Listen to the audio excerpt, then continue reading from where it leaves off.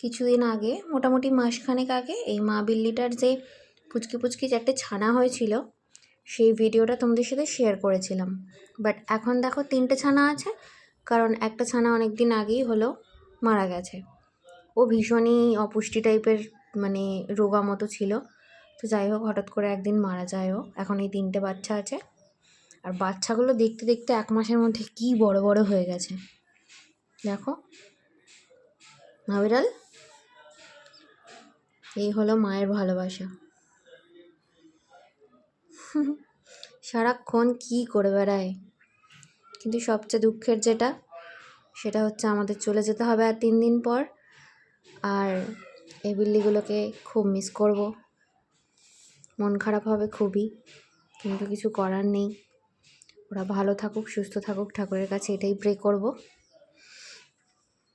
Charlie Barley ছাপলি।